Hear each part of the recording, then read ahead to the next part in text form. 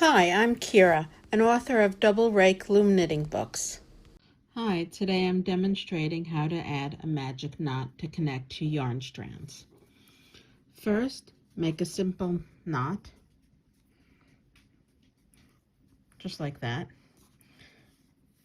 Take your second yarn strand, thread it through the circle, pull your first one so that it's nice and tight as you can make it, actually. Pull your second yarn strand, and now you're going to make another circle. One more time to make like a pretzel. Pull that as tight as you can, and then pull your two yarn strands together. You're going to cut off the little edges as close to your knot as possible.